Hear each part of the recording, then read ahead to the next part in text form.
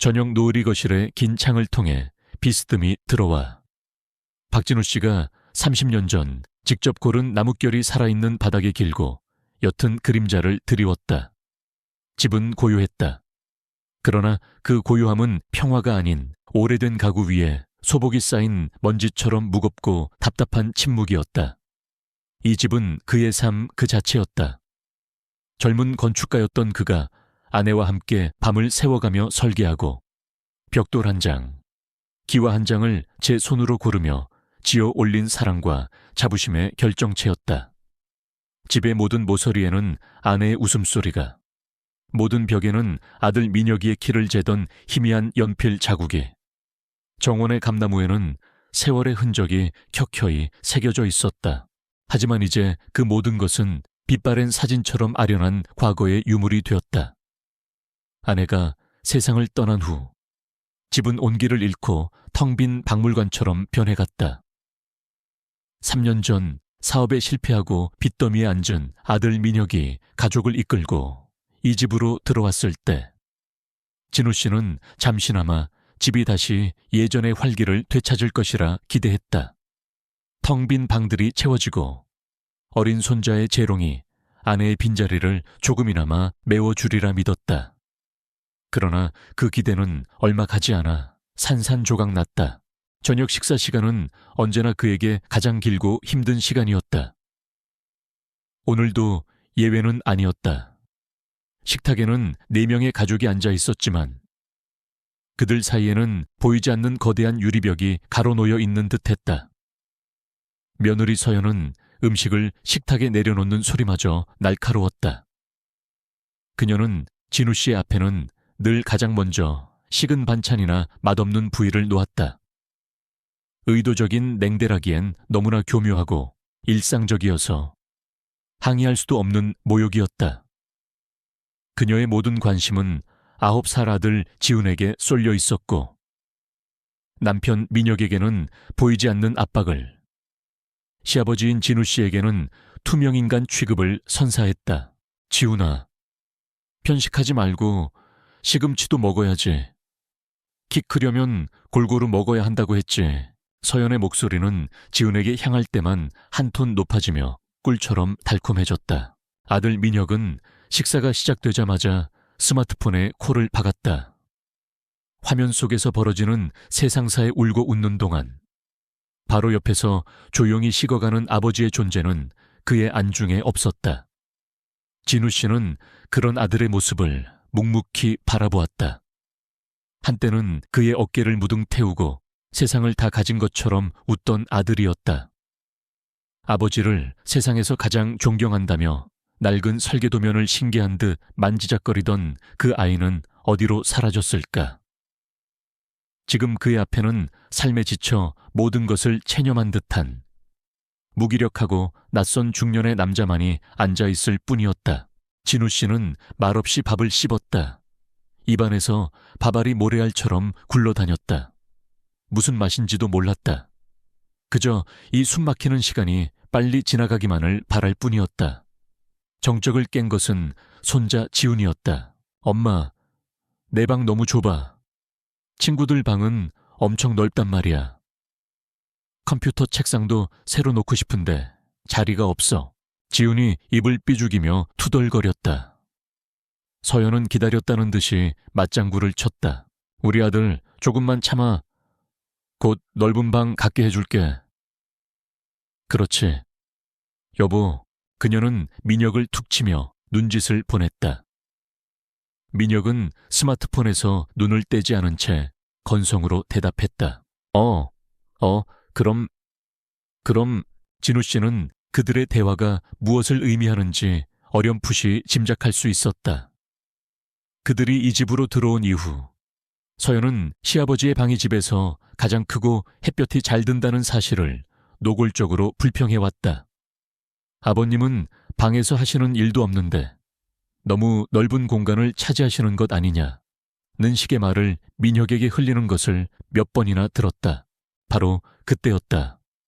포크로 소시지를 쿡 찍어 입에 넣던 지훈이 고개를 돌려 진우 씨를 멀뚱멀뚱 쳐다보며 물었다. 아이의 목소리는 너무나 맑고 천진난만해서 오히려 잔인하게 들렸다. 할아버지, 언제 쫓아내? 유적하나이. 순간 식탁 위에 모든 소음이 멎었다. 민혁의 손가락 스크롤 소리, 서연이 국그릇을 긁는 소리, 심지어 창밖의 매미 소리까지도 아득하게 멀어졌다. 진우 씨의 귀에는 오직 쫓아내라는 날카로운 단어만이 메아리처럼 울려 퍼졌다. 심장이 얼음물에 담긴 것처럼 차갑게 가라앉았다. 9살 아이가 나가세요나 이사 가세요가 아닌 쫓아낸다는 단어를 썼다는 사실이 그의 가슴에 비수처럼 꽂혔다. 아이는 어른의 거울이다. 지훈의 입에서 나온 그 말은 의심할 여지 없이 민혁과 서연이 평소에 나누던 대화의 파편일 터였다. 진우 씨는 천천히 고개를 들어 며느리와 아들을 보았다. 서연의 얼굴에는 당황한 기색이 역력했다. 하지만 그 당황함은 시아버지에 대한 미안함이 아니었다. 그것은 비밀스러운 계획을 아이가 함부로 입 밖에 내뱉은 것에 대한 잘 훈련된 개의 주인을 무는 실수를 본 듯한 당혹감이었다. 그녀는 즉시 지훈을 향해 목소리를 높였다. 박지훈 어른한테 무슨 말버릇이야. 못된 말. 어디서 배웠어. 하지만 그 꾸짖음 속에는 진심 어린 훈계가 없었다. 상황을 모면하기 위한 연극에 불과했다. 민혁은 그제야 스마트폰에서 고개를 들었다. 그의 얼굴은 당혹감과 부끄러움으로 희미하게 붉어져 있었다. 지훈아, 할아버지께 사과드려야지. 아빠가 어른한테 예의 바르게 행동하라고 했지. 그러나 그의 목소리에는 힘이 없었다. 아버지의 상처받은 마음을 헤아리기보다는 아들의 무례함이 만들어낸 이 어색한 분위기를 빨리 끝내고 싶어 하는 기색이 역력했다. 진우 씨는 아무 말도 하지 않았다. 그는 그저 숟가락을 조용히 내려놓았다. 쨍그랑 하는 작은 소리가 식탁의 정적을 갈랐다. 그는 아이를 꾸짖지도 아들 내외를 원망의 눈으로 쳐다보지도 않았다. 대신 그의 머릿속은 놀라울 정도로 차갑고 명료해졌다. 지난 3년간 애써 외면하고 부정해왔던 모든 조각들이 한순간에 제자리를 찾아 맞추어지는 느낌이었다. 며느리의 교묘한 학대, 아들의 무관심과 방관, 그리고 손자의 입에서 나온 저 잔인한 한마디. 이 모든 것은 개별적인 사건이 아니었다. 그것은 하나의 목표를 향해 치밀하게 진행되어 온 과정의 일부였다. 자신을 이 집에서 몰아내고 이 집을 차지하려는 그들의 계획. 그 순간 진우 씨는 깨달았다. 더 이상 미련을 가질 필요도 기대를 할 이유도 없다는 것을. 그가 지키려 했던 것은 가족이라는 따뜻한 이름이었지만 그 이름은 이미 오래전에 속이 텅 빈 껍데기만 남아있었다. 그들이 원하는 것이 이 집이라면 주면 된다. 하지만 그들이 원하는 방식으로는 결코 아닐 것이다. 그는 자리에서 천천히 일어섰다. 먼저 들어가 쉬겠다. 나지막한 그의 목소리에 민혁과 서연은 아무 대답도 하지 못했다. 그들은 마치 자신들의 죄를 들킨 죄인처럼 고개를 숙이고 있었다. 진우 씨는 뒤도 돌아보지 않고 자신의 방으로 향했다. 방문을 닫고 잠그는 순간 그는 식탁에서부터 애써 참아왔던 깊은 숨을 내쉬었다. 방 안은 어두웠지만 창밖으로 스며드는 달빛이 설계도면이 가득 꽂힌 낡은 책장을 비추고 있었다. 저 책장 어딘가에 이 집의 설계 원본이 고이 잠들어 있을 터였다. 그는 책상으로 다가가 의자에 앉았다.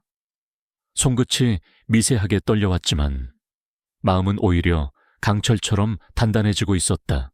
수십 년간 건축가로 살아오면서 그는 수많은 건물을 설계하고 세웠다. 모든 건축의 기본은 기초공사였다. 기초가 튼튼하지 않은 건물은 언젠가 반드시 무너진다. 그의 가족이라는 건물은 이미 기초부터 썩어 문드러져 있었다.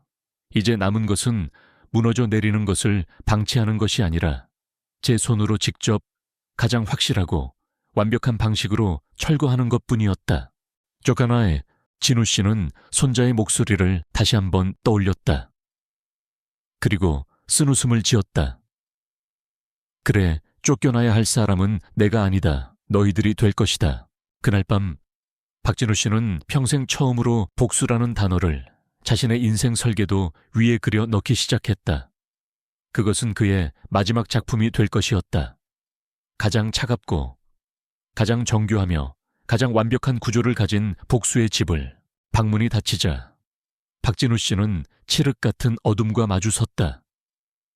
그러나 그의 마음속은 방금 전 식탁에서보다 오히려 더 환했다. 잔인한 진실은 때로 가장 선명한 조명이 되기도 하는 법이다. 그는 스위치를 켜지 않았다. 익숙한 어둠 속에서 더듬더듬 제 공간의 윤곽을 더듬었다. 손끝에 닿는 모든 것들이 그에게 말을 걸어왔다. 아내 수연의 천이 아직도 희미하게 남아있는 낡은 가죽 안락의자, 그들이 젊은 시절 함께 웃으며 찍은 흑백 웨딩 사진이 담긴 액자, 그리고 이제는 먼지만이 내려앉은 그의 낡은 제도판까지. 이 방은 그의 삶의 축소판이자 마지막 남은 그의 선격이었다. 그는 창가로 다가가 굳게 닫혀있던 커튼을 활짝 열었다. 휘영청 밝은 달이 정원을 은빛으로 물들이고 있었다. 정원 한가운데 아들 민혁이 태어나던 해에 아내와 함께 심었던 감나무가 묵묵히 서 있었다. 앙상한 가지들은 마치 세월의 고단함을 증명하려는 듯 하늘을 향해 비틀어져 뻗어 있었다. 젊은 시절 그는 저 나무 아래에서 아내와 함께 갓 태어난 민혁을 안고 미래를 꿈꿨다. 이 집에서 우리의 아이가 자라나고 결혼을 하고 손주를 낳아 대대손손 행복하게 살 것이라고. 얼마나 어리석고 순진한 꿈이었던가. 진우 씨는 안락 의자에 깊숙이 몸을 묻었다. 의자가 삐걱거리며 그의 무게를 힘겹게 받아냈다. 눈을 감자 기억의 파편들이 본물처럼 밀려왔다. 선명하게 떠오르는 것은 아내 수연의 얼굴이었다. 늘 온화한 미소를 머금고 있던 사람. 진우 씨가 밤늦도록 도면과 씨름할 때면 조용히 다가와 어깨를 주무르며 따뜻한 차 한 잔을 건네던 사람. 그녀는 이 집의 설계 단계부터 함께했다. 거실 창은 남향으로 크게 내어 햇살이 가득 들어오게 하고, 부엌에는 작은 쪽마루를 만들어 언제든 정원으로 나갈 수 있게 해달라고 했다. 그녀의 손길이 닿지 않은 곳이 없었다.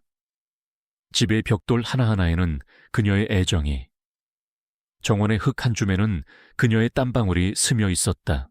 그랬기에 그녀가 병으로 세상을 떠났을 때 진우 씨는 집 전체가 무너져 내리는 듯한 고통을 느꼈다. 그녀가 없는 집은 영원히 사라진 육신과도 같았다. 그는 매일 밤 그녀의 빈자리를 더듬으며 잠이 들었고, 아침이면 부엌에서 들려오던 그녀의 목소리가 환청처럼 귓가를 맴돌았다. 민혁이에 대한 기억도 떠올랐다. 코 흘리게 시절, 자전거를 배우다 넘어져 무릎이 깨져 피를 철철 흘리면서도 울지 않겠다며 입술을 꽉 깨물던 아이. 아버지처럼 훌륭한 건축가가 되고 싶다며 그의 낡은 티자 티 스퀘어를 장난감 칼처럼 휘두르던 아이. 대학 입학 통지서를 받아들고는 세상을 다 얻은 것처럼 기뻐하며 그에게 달려와 와락 안기던 청년.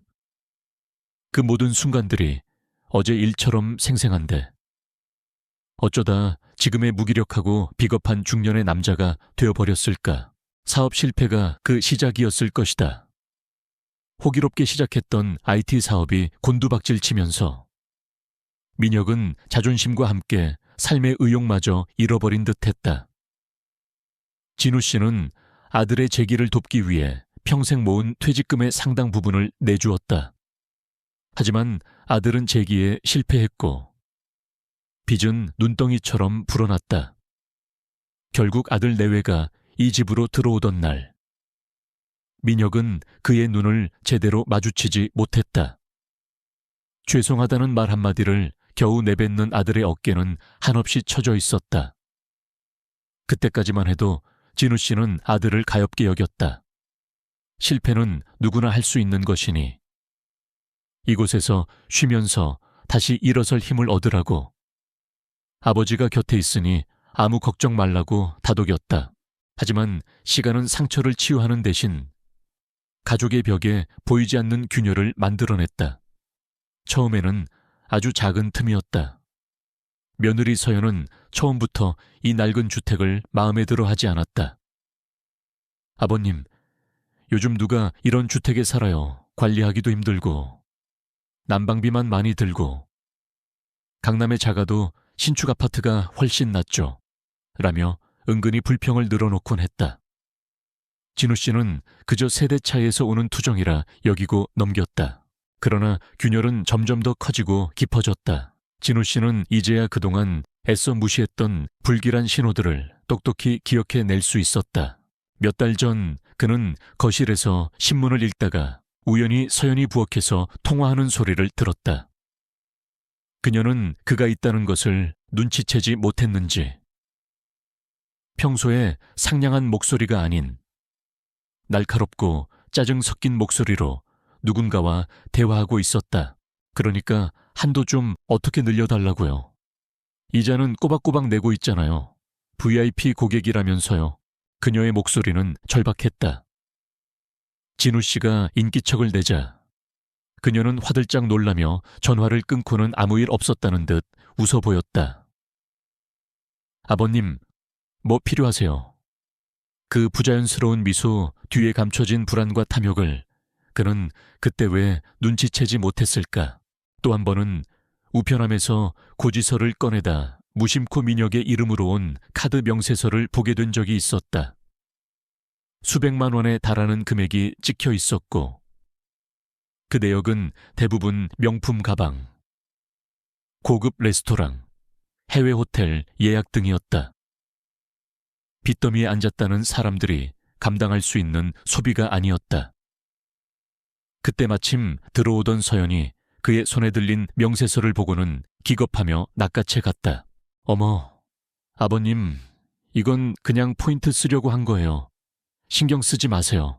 그녀는 황급히 변명하며 명세서를 갈갈이 찢어 쓰레기통에 버렸다. 그때 아들의 텅 빈 눈빛과 마주쳤다. 아들은 모든 것을 알고 있었지만 아내를 제지하지 못하고 있었다. 아니, 제지하지 않은 것일지도 모른다. 아내의 사치가 망가진 자신의 자존심을 잠시나마 위로해주는 마취제 역할을 했을지도 모른다. 아들의 방관은 가장 아픈 균열이었다.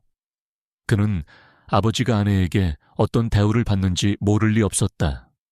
식은 밥과 맛없는 반찬이 아버지의 몫이 되는 것을, 며느리가 시아버지의 존재를 대놓고 무시하는 것을, 그 모든 것을 보고도 그는 침묵했다. 그 침묵은 무관심이 아니라 암묵적인 동의였다. 그는 아버지와 아내 사이에서 길을 잃었고 결국 아버지를 버리는 쪽을 택한 것이다. 진우 씨는 깊은 한숨을 내쉬었다. 모든 조각이 맞춰졌다. 손자의 잔인한 질문은 그저 철없는 아이의 실수가 아니었다. 그것은 이 집을 둘러싼 탐욕과 배신이라는 거대한 빙산의 일각이었을 뿐이다. 아들 내외는 빚을 갚고 다시 예전처럼 호화로운 생활로 돌아가기 위한 발판으로 이 집을 노리고 있었다.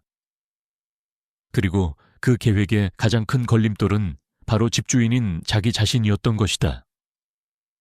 그들은 그를 쫓아내야만 했다. 갑자기 서글픈 웃음이 터져 나왔다. 그는 가족에게 짐이 아니라 장애물이었던 것이다. 평생을 바쳐 지은 이 집에서 그는 이제 제거되어야 할 존재가 되어버렸다. 그 순간 그의 마음속에서 무언가 단단하게 굳어졌다. 슬픔과 배신감은 차가운 분노와 냉철한 이성으로 변모했다. 그는 더 이상 상처받은 늙은 아버지가 아니었다. 그는 평생을 구조와 설계를 다루며 살아온 건축가 박진우였다. 어떤 건물이든 가장 약한 지점을 찾아내어 최소한의 힘으로 완벽하게 무너뜨리는 방법을 그는 알고 있었다. 그는 자리에서 일어났다. 그리고 방 한쪽 구석에 수십 년간 자리만 차지하고 있던 낡은 오동나무 괴짝으로 다가갔다. 뚜껑을 열자 오래된 종이 냄새와 함께 조명 냄새가 훅 끼쳐왔다. 그는 괴짝 깊숙한 곳에서 조심스럽게 두루마리 하나를 꺼내 들었다. 책상 위로 펼친 두루마리는 바로 이 집의 원본 설계도였다. 세월의 흔적으로 누렇게 변색되고 가장자리는 해졌지만 그 위에 그어진 선들은 여전히 힘있고 선명했다. 그의 젊음과 아내의 꿈이 고스란히 담겨있는 청사진. 그는 손가락으로 설계도 위를 천천히 쓸어내렸다. 기둥의 위치, 벽의 두께, 창의 크기까지. 그는 이 집의 모든 것을 자신의 손바닥처럼 훤히 알고 있었다. 그리고 그는 알 수 있었다. 이 견고해 보이는 집을, 그리고 이 집에 기생하여 자신의 안위만을 꿈꾸는 이 위선적인 가족을 어떻게 무너뜨려야 할지를. 그의 눈빛이 설계도면 위에서 차갑게 빛났다. 복수는 뜨거울 때 하는 것이 아니다. 가장 차갑고 가장 이성적일 때 한치의 오차도 없는 완벽한 설계도를 가지고 시작해야 하는 법이다. 그는 이제 그의 마지막 작품을 위한 설계를 시작할 참이었다. 결심이 서자 박진우 씨의 세상은 이전과 다르게 보이기 시작했다. 더 이상 그는 무기력한 피해자가 아니었다. 그는 자신의 집이라는 무대 위에서 벌어지는 추악한 연극의 유일한 관객이자 이제 곧 시작될 방역의 총감독이었다. 그의 모든 감각은 예리하게 벼려진 칼날처럼 날카로워졌다. 이전에는 무심코 지나쳤던 며느리의 작은 한숨, 아들의 그림자 진 얼굴, 심지어 집안 공기의 미세한 흐름까지도 그에게는 의미심장한 단서로 다가왔다. 그는 의도적으로 자신의 존재감을 지웠다. 대부분의 시간을 방 안에서 보내며 낡은 책을 읽거나 창밖을 멍하니 내다보는 척했다. 아들 내외는 그가 마침내 현실을 받아들이고 무기력에 잠식되고 있다고 착각하는 듯했다. 그들의 경계심이 희미해진 틈을 타 진우 씨는 조용한 사냥꾼처럼 그들의 움직임을 관찰했다. 그들의 비밀스러운 대화는 주로 밤늦은 시간, 그가 잠들었으리라 짐작하는 시간에 이루어졌다. 주로 아들의 서재로 사용되는 작은 방에서였다. 그 방은 복도 끝에 위치해 있었고 그의 방과는 불과 몇 걸음 떨어져 있지 않았다. 이전 같았으면 그저 잠 못 이루는 아들 내외의 뒤척이미려니 하고 넘겼을 소리들이었다. 하지만 이제 그는 그 소리들이 자신을 옥죄어 오는 올가미의 마찰음이라는 것을 알았다. 기회는 예상보다 빨리 찾아왔다. 늦은 밤 화장실에 가기 위해 방문을 열었던 진우 씨는 서재에서 새어나오는 희미한 불빛과 함께 잔뜩 억눌린 채 오가는 부부의 목소리를 들었다. 그는 순간적으로 복도의 어두운 벽에 몸을 숨겼다. 심장이 세차게 방망이질 쳤지만 그는 숨소리마저 죽였다. 처음에는 며느리 서연의 날카로운 목소리가 들려왔다. 정말 이대로 괜찮다는 거야. 이번 달 카드값만 얼마인 줄 알아? 사채업자들한테서 오늘 또 전화 왔어. 마지막 경고래. 다음 주까지 해결 못하면 회사로 찾아오겠다는데. 당신 체면이 뭐가 되냐고. 목소리에는 히스테리적인 불안감이 가득했다. 사채업자라는 단어가 진우 씨의 귀에 얼음 송곳처럼 박혔다. 아들의 빚이 그가 생각했던 것보다 훨씬 더 심각한 수준이라는 것을 직감했다. 아들 민혁의 목소리는 한없이 기어들어가고 있었다. 알아, 안다고. 하지만 아버지께는, 이 집은 아버지께 전부나 마찬가지란 말이야. 어머니와의 추억이 전부 담긴 곳인데 우리가 어떻게. 그 순간 진우 씨의 가슴 속에서 희미한 불씨 하나가 살아나는 듯했다. 아들에게 아직 최소한의 양심은 남아있는 것일까? 아버지에 대한 죄책감이 조금이라도 남아있는 것일까? 그러나 그 희망은 며느리의 차가운 목소리 앞에서 맥없이 꺼져버렸다. 추억이 밥 먹여줘.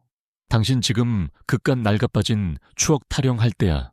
당장 우리 지훈이 학원비도 밀렸어. 당신 친구 와이프는 이번에 신상 명품백 샀다고 자랑하는데 나는 이게 뭐야? 다 당신 때문이야. 당신이 사업만 말아먹지 않았어도 우리가 이 꼴로 아버님 눈치 보면서 얹혀 살지는 않았을 거 아니야.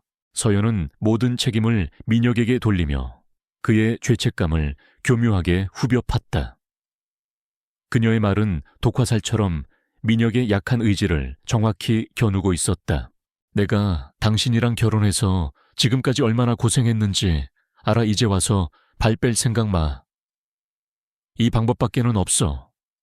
당신이나 나나 우리 지훈이 길바닥에 나앉게 할 거 아니면 정신 똑바로 차려야 해. 민혁은 한동안 말이 없었다. 길고 무거운 침묵 끝에 마침내 그의 입에서 나온 말은 진우 씨의 마지막 기대를 산산조각냈다. 요양원은 알아봤어. 그 한마디에 모든 것이 담겨 있었다. 아들은 저항을 포기했다. 아니, 아내의 탐욕에 동조하기로 결정한 것이다. 진우 씨는 차가운 벽에 등을 기댄 채 눈을 감았다.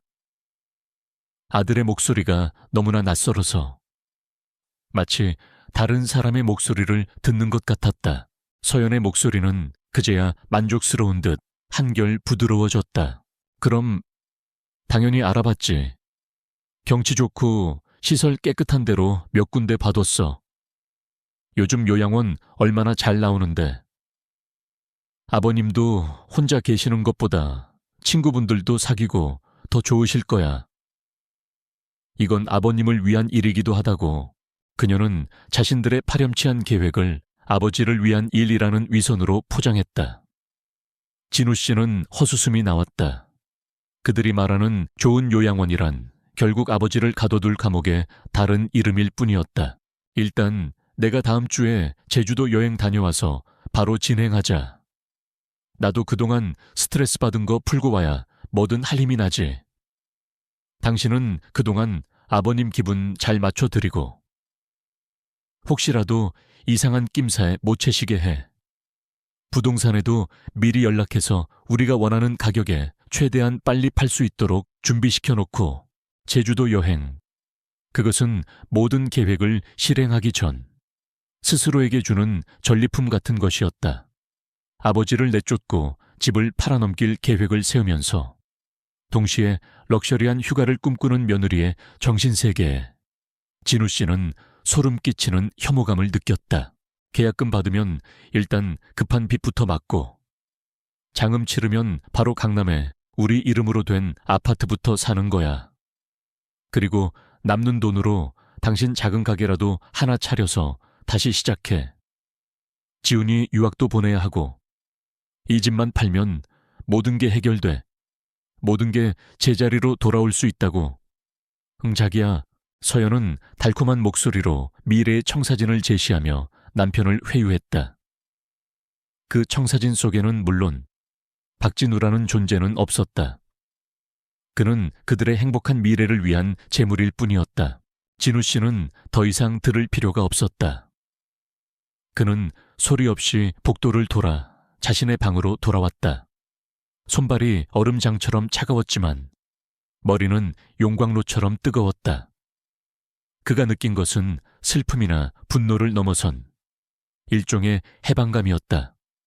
이제 더 이상 그들을 가족이라는 이름으로 용서하거나 이해하려 애쓸 필요가 없어졌다.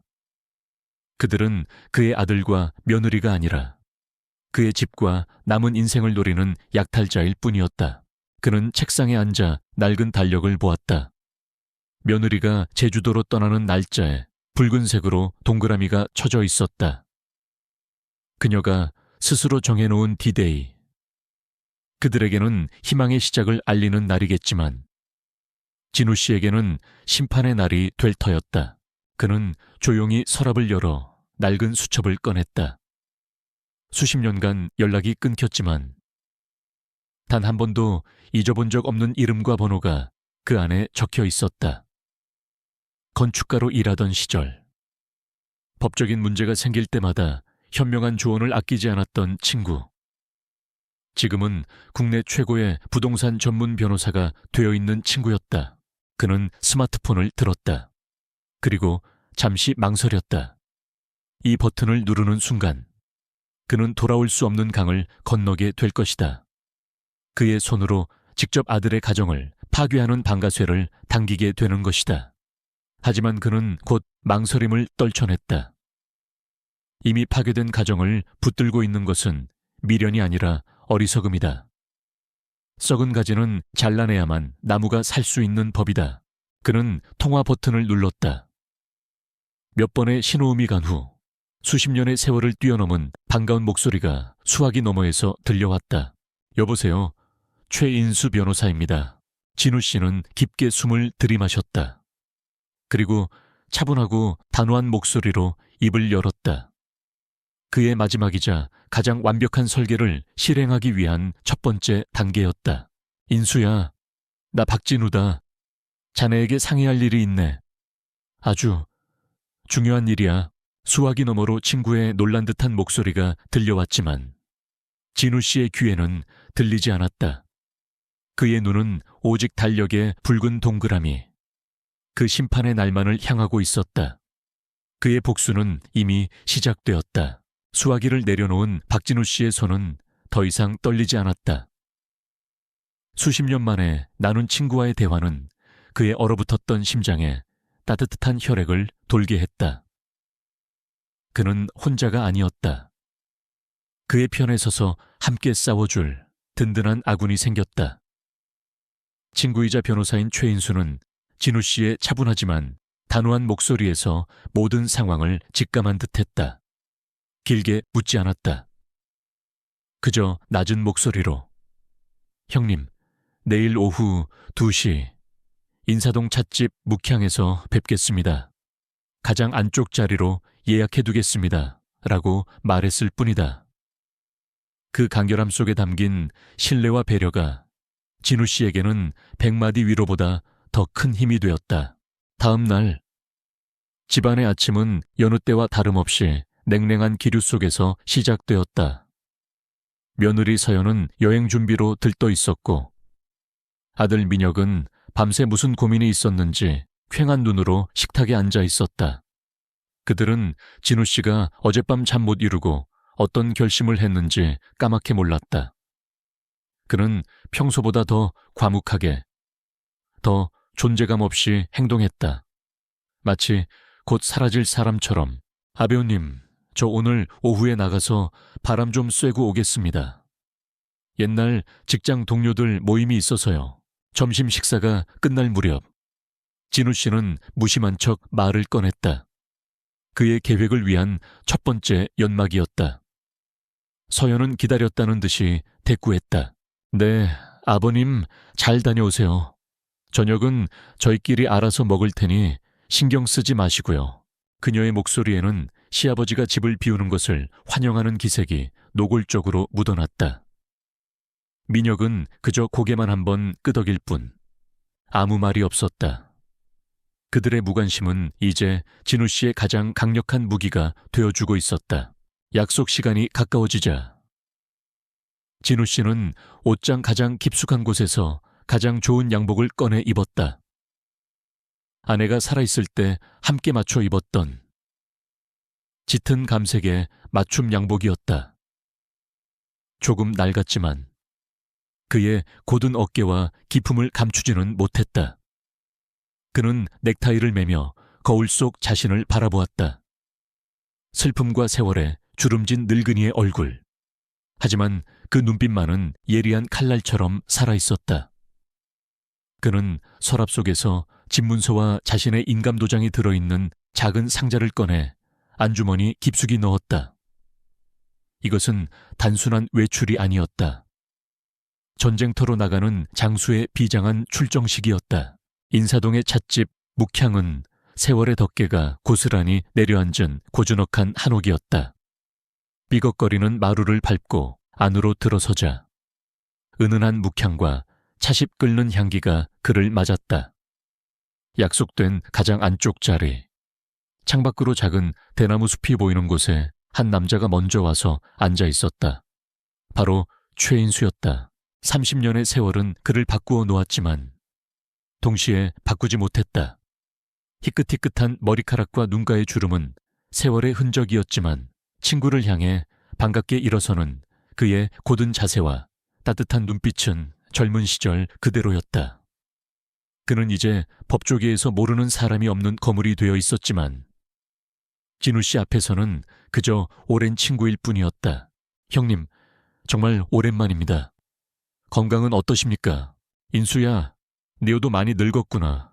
두 사람은 군더더기 없는 인사와 함께 마주 앉았다. 악수를 나누는 손에 힘이 들어갔다. 잠시 동안 그들은 말없이 차를 마시며 회포를 풀었다. 과거의 추억과 서로의 안부를 묻는 대화가 오갔지만 두 사람 모두 알고 있었다. 이것은 본론에 들어가기 전에 짧은 숨 고르기일 뿐이라는 것을. 마침내 최인수가 조심스럽게 입을 열었다. 어젯밤 형님 목소리가 심상치 않았습니다. 무슨 일이 있으신 겁니까? 진우 씨는 찻잔을 내려놓았다. 그리고 그는 담담하게 마치 다른 사람의 이야기를 하듯 지난 3년간의 일을 털어놓기 시작했다. 식탁에서 식은 밥을 먹어야 했던 사소한 서름부터 손자의 입에서 나온 쫓아내라는 잔인한 단어, 그리고 어젯밤 그의 귀로 직접 들었던 아들 내외의 끔찍한 계획까지. 그는 감정을 최대한 배제하고 사실만을 전달하려 애썼다. 이것은 감정적인 하소연이 아니라 변호사에게 사건을 브리핑하는 의뢰인의 태도였다. 이야기가 진행될수록 최인수의 얼굴은 점점 굳어갔다. 처음에는 안타까움이었던 그의 표정은 점차 경악으로, 그리고 마침내 차가운 분노로 바뀌었다. 그가 주먹을 쥔 손이 부들부들 떨리고 있었다. 그놈들이 인간입니까? 형님 같은 분께 어떻게... 최인수는 차마 말을 잇지 못하고 거친 숨을 몰아쉬었다. 평생 법정에서 온갖 인간 군상을 봐왔지만 이것은 차원이 다른 문제였다. 존경하는 선배이자 친구가 혈육에게 당한 배신은 법의 논리를 떠나 인간적인 분노를 들끓게 했다. 인수야, 화내지 마라. 나는 동정을 구하거나 하소연하려고 너를 부른 게 아니다. 해결책을 찾기 위해 온 것이다. 진우 씨의 차분한 목소리에 최인수는 간신히 감정을 추슬렀다. 그는 변호사의 얼굴로 돌아왔다. 그의 눈빛이 날카롭게 빛났다. 해결책이라니요, 형님. 마음만 먹으시면 저놈들 당장 내쫓을 수 있습니다. 주거 침입에 존속 학대까지 법적으로 걸고 넘어질 게 한두 가지가 아닙니다. 아니다. 그런 시끄러운 방법은 원치 않는다. 그놈들은 내 아들이고 내 며느리다. 내 손으로 그들을 법정에 세우고 싶지는 않아. 나는 그저 조용하고 완벽하게 그들이 내게서 빼앗으려 했던 것들을 되찾고 싶을 뿐이다.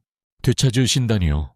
진우 씨는 안주머니에서 집문서가 든 봉투를 꺼내 테이블 위에 올려놓았다. 이 집을 팔 생각이다. 최인수의 눈이 커졌다. 그는 그 집이 진우 씨에게 어떤 의미인지 누구보다 잘 알고 있었다.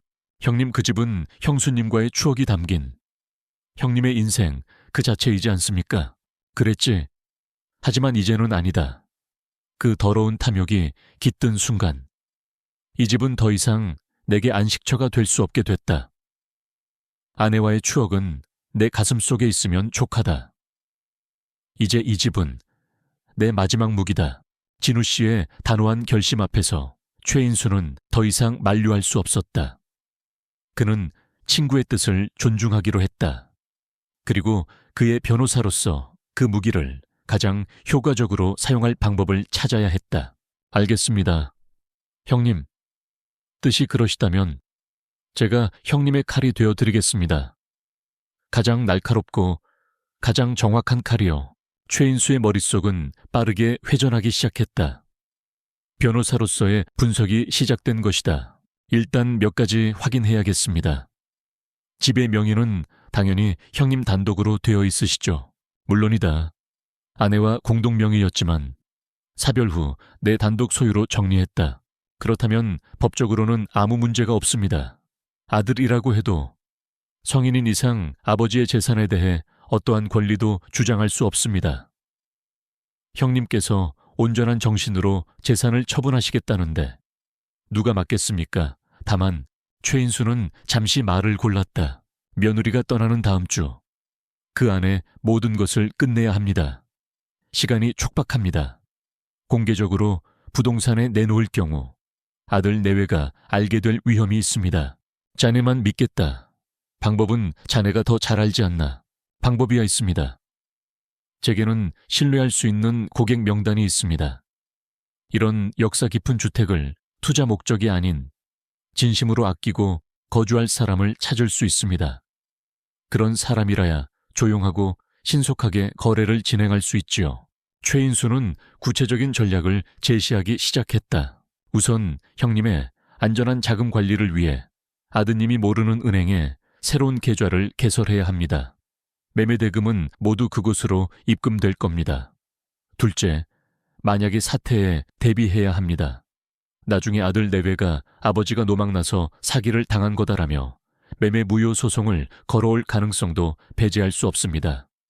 그러니 계약 과정 전체를 영상으로 기록해 두겠습니다. 형님께서 명확한 의지로 집을 파신다는 증거를 남기는 겁니다. 치밀하군. 과연 최 변호사답다. 그리고 가장 중요한 것. 구매자를 찾아 계약서에 도장을 찍고 장음을 치르고 소유권 이전 등기를 마치는 이 모든 과정을 단 며칠 안에 끝내야 합니다. 거의 군사작전처럼 진행해야 합니다. 진우 씨는 조용히 고개를 끄덕였다. 그의 얼굴에는 두려움이나 망설임 대신 잘 짜인 설계도를 검토하는 건축가의 냉철함이 서려 있었다. 그 작전, 나도 동참하지. 내가 할 일은 무엇인가? 형님께서는 평소처럼 행동해 주시면 됩니다. 아무것도 모르는 것처럼요. 제가 신호를 드리면 지정된 장소로 나와 계약서에 도장만 찍어주시면 됩니다. 나머지는 모두 제가 알아서 하겠습니다. 두 사람은 다시 한번 굳게 악수를 나눴다. 그것은 단순한 인사가 아니었다. 수십 년의 우정이 맺어준 굳건한 동맹의 서약이었다. 찻집을 나서는 진우 씨의 발걸음은 가벼웠다. 어깨를 짓누르던 무거운 짐을 내려놓은 기분이었다. 그는 이제 혼자가 아니었다. 그의 등 뒤에는 대한민국 최고의 변호사라는 든든한 방패이자 창이 버티고 있었다. 집으로 돌아오는 길. 그는 거리에 선 가로수를 보았다. 앙상했던 가지 끝에 어느새 작은 새순이 돋아나고 있었다. 그의 인생에도 차가운 겨울이 지나고 늦었지만 새로운 봄이 오고 있었다. 집에 돌아왔을 때 모든 것은 그가 나설 때와 똑같았다. 하지만 그는 이제 모든 것을 다른 눈으로 볼 수 있었다. 아들 내 외의 위선적인 얼굴 뒤에 숨겨진 탐욕을, 그들의 일상적인 대화 속에 숨겨진 칼날을, 그는 거실 벽에 걸린 낡은 가족 사진을 잠시 바라보았다. 사진 속에서 행복하게 웃고 있는 아내의 얼굴. 그는 마음속으로 조용히 속삭였다. 여보, 걱정하지 마오. 내가 우리의 마지막 자존심 그리고 당신의 유산을 반드시 지켜낼 테니. 체스판의 모든 말은 제자리에 놓였다. 이제 게임은 시작되었다. 며느리 서연이 제주도로 떠나는 날 아침. 집안의 공기는 폭풍전야처럼 미묘한 긴장감으로 가득했다. 서연은 마치 자비로운 여왕이 먼 길을 떠나기 전 하인들에게 분부를 내리듯 박진우 씨에게 세세한 지시사항을 남겼다. 그녀의 목소리는 평소보다 한 톤 높았고 그 속에는 시아버지에 대한 걱정을 연기하는 가식과 여행에 대한 설렘, 그리고 자신들의 계획이 순조롭게 진행될 것이라는 확신이 뒤섞여 있었다. 아버님, 제가 식탁 위에 약이랑 영양제 날짜별로 다 챙겨놨으니까 잊지 말고 꼭 드셔야 해요. 냉장고에는 밑반찬이랑 국이랑 다 해놨으니까 그때그때 꺼내서 데워 드시고요. 아셨죠? 그녀는 진우 씨를 9살 아들 지훈이보다 더 어린아이 취급했다. 그리고 절대 아무나 문 열어주시면 안 돼요. 요즘 세상이 얼마나 흉흉해요. 혹시 무슨 일 있으면 바로 민혁 씨한테 전화하시고요. 그녀의 말 한마디 한마디는 위선으로 된 비단결 같았다. 진우 씨는 완벽한 연기로 응수했다. 그는 어수룩하고 기운 없는 늙은이의 가면을 썼다. 희미하게 고개를 끄덕이며 기어들어가는 목소리로 알았다. 염려 말거라. 조심히 잘 다녀오너라 라고 대답했다. 그의 순종적인 태도에 서연은 아주 만족스러운 미소를 지었다. 그녀의 눈에는 역시 이 노인은 아무것도 모르고 있어. 모든 게 우리 계획대로 될 거야. 라는 오만한 확신이 스쳐 지나갔다. 남편 민혁은 그들의 연극을 불안한 눈으로 지켜볼 뿐이었다. 그는 아버지를 공항까지 데려다 주겠다는 아내의 제안을 핑계로 아버지의 시선을 피했다. 그의 어깨는 죄책감의 무게로 축 처져 있었다. 현관문을 나서기 직전 그는 마지못해 아버지 다녀오겠습니다 라고 중얼거렸다. 진우 씨는 아들의 눈을 똑바로 바라보았다. 그 흔들리는 동공 속에서 그는 연민이 아닌 경멸을 보았다. 스스로의 비겁함에서 눈을 돌리는 나약한 인간의 모습이었다. 마침내 캐리어를 끄는 소리와 함께 자동차 엔진 소리가 멀어졌다. 집안에 다시 정적이 찾아왔다. 하지만 이전의 그 무겁고 답답한 침묵이 아니었다. 그것은 거대한 막이 오르기 직전. 무대 위의 감도는 팽팽하고 짜릿한 고요함이었다. 진우 씨는 현관문이 완전히 닫힌 것을 확인한 후 천천히 몸을 돌렸다. 그리고 허리를 꼿꼿이 폈다. 조금 전까지의 나약하고 힘없는 노인의 모습은 온데간데 없었다. 그의 눈빛은 지휘봉을 든 오케스트라의 메스트로처럼 날카롭고 총명하게 빛났다. 그는 곧장 전화기로 다가가 수첩에 적어둔 최인수의 개인 번호를 눌렀다. 나다. 새는 둥지를 떠났다. 수화기 너머로 최인수의 낮고 힘있는 목소리가 들려왔다. 알겠습니다, 형님. 30분 후에 제가 먼저 도착하겠습니다. 작전은 시작되었다. 진우 씨는 남은 시간 동안 집안을 둘러보았다. 그는 마지막으로 자신의 작품을 최고의 상태로 보여주고 싶었다. 그는 먼지떨이를 들고 아내가 아끼던 자개장 위를 닦고 비뚤어진 액자를 바로 걸었다. 이것은 아들 내외를 위한 일이 아니었다. 자신의 삶과 아내의 흔적이 담긴 이 집에 대한 마지막 예의이자 이 집의 새로운 주인이 될 사람에 대한 존중의 표시였다. 정확히 30분 후 최인수가 약속대로 도착했다. 그는 변호사의 딱딱한 서류 가방 대신 친구 집에 놀러온 사람처럼 편안한 차림에 작은 과일 바구니를 들고 있었다. 완벽한 위장이었다. 형님, 준비는 다 되셨습니까? 언제든. 두 사람은 서재에 마주 앉았다. 최인수는 과일 바구니 밑에 숨겨온 서류 뭉치를 꺼내며 브리핑을 시작했다. 오늘 총 3팀이 방문할 예정입니다. 제가 미리 엄선한 분들입니다. 첫 번째는 신흥건설사 사장인데 자금력은 확실하지만 성격이 좀 까다롭습니다. 두 번째는 은퇴한 대학 교수 부부인데 이런 고택을 오랫동안 찾아온 분들이라 집의 가치를 잘 알아줄 겁니다. 마지막 세 번째는 비공개 자상가입니다. 정체를 드러내길 꺼리지만 아마 가장 높은 가격을 제시할 겁니다. 최인수의 계획은 치밀했다. 그는 단순히 집을 파는 것이 아니라 진우 씨의 마음까지 헤아리고 있었다. 첫 번째 방문객이 도착했다. 기름진 머리를 뒤로 넘긴 오만함이 뚝뚝 묻어나는 젊은 남자였다. 그는 집을 둘러보는 내내 혀를 차며 단점만을 지적했다. 쯧쯧. 구조가 너무 낡았어. 리모델링 비용이 만만치 않겠군. 이 정원은 뭐 하러 이렇게 넓어 다 밀어버리고 주차장이나 만들어야지. 뷰도 별로고 그의 입에서 나오는 모든 말은 집에 대한 모욕이었다. 진우 씨는 아무 말 없이 그의 뒤를 따랐지만 그의 손은 자신도 모르게 주먹이 쥐어졌다. 최인수가 눈짓으로 그를 진정시켰다. 남자가 돌아간 후 최인수가 묻기도 전에 진우 씨가 먼저 입을 열었다. 안 되네. 저런 자에게는 내 집을 넘길 수 없어. 돈이 문제가 아니야. 최인수는 미소를 지으며 고개를 끄덕였다. 그럴 줄 알았습니다. 형님, 저 차는 그냥 들러리였을 뿐입니다. 두 번째 방문객은 노 교수 부부였다. 그들은 현관에 들어서는 순간부터 탄성을 내뱉었다.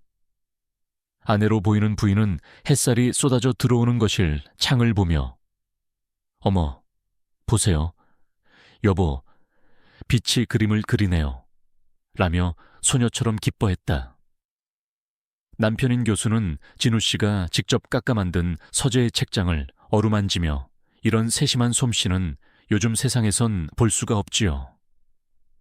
장인의 혼이 느껴집니다. 라며 감탄했다. 진우 씨는 처음으로 그들 앞에서 입을 열었다. 그는 더 이상 집주인이 아니라 자신의 작품을 소개하는 건축가였다. 이 집을 지을 때 아내가 거실만큼은 언제나 햇살이 가득했으면 좋겠다고 했습니다. 그래서 일부러 창을 남쪽으로 크게 냈지요. 저 책장은 제가 젊었을 때 밤을 새워가며 직접 대패질해서 만든 겁니다. 그는 노부부를 이끌고 정원으로 나갔다. 감나무를 가리키며 말했다.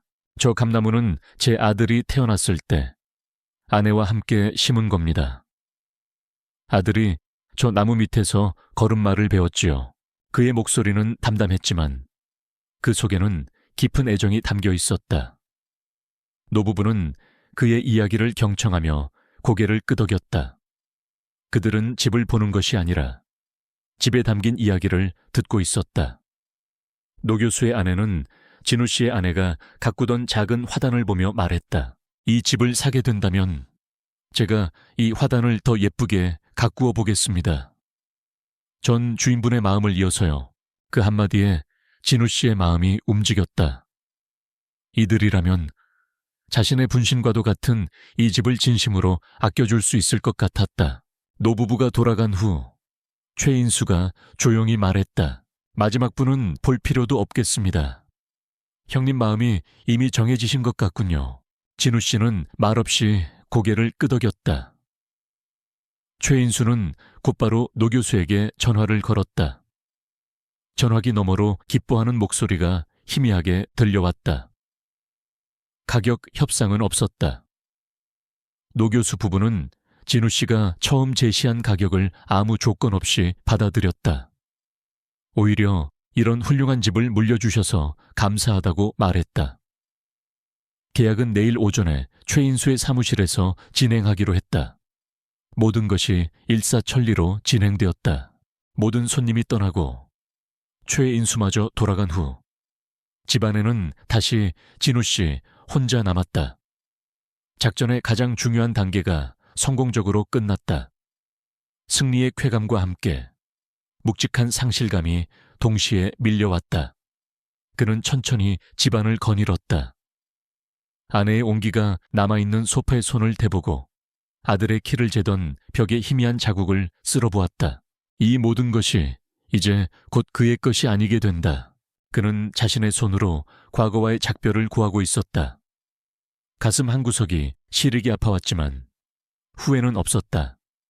썩은 상처를 도려내기 위해서는 아픔이 따르는 법이다. 그때 그의 휴대폰이 울렸다. 아들 민혁이었다. 그는 잠시 망설이다 전화를 받았다. 아버지, 별일 없으시죠?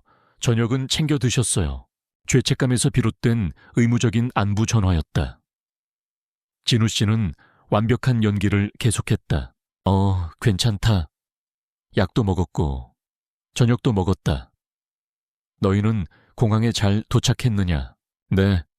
엄마 잘 들어갔어요. 아버지, 혼자 계시기 적적하실 텐데 괜찮다니까 신경 쓰지 말고 너도 어서 들어가 쉬어라. 전화를 끊은 후 진우 씨는 쓴웃음을 지었다. 아들은 아마도 아버지가 자신들의 덫안에 얌전히 앉아있다고 생각하고 있을 것이다. 그들은 몰랐다. 사냥꾼과 사냥감의 역할이 이미 오래전에 뒤바뀌었다는 사실을. 집은 고요했다. 그러나 그 고요함 속에서 진우 씨는 폭풍이 몰려오는 소리를 똑똑히 듣고 있었다. 내일이면 모든 것이 끝난다. 함정은 완성되었고 이제 마지막 방가쇠를 당길 순간만이 남아있었다. 계약서에 서명을 하기로 한 날의 아침은 유난히 맑았다. 밤새 내린 비로 공기는 상쾌했고 아내가 사랑했던 정원의 장미는 이슬을 머금은 채 아침 햇살에 반짝이고 있었다. 마치 세상이 그의 새로운 시작을 축복이라도 하는 듯한 아이러니한 풍경이었다. 박진우 씨는 평소보다 이른 시간에 잠에서 깼다.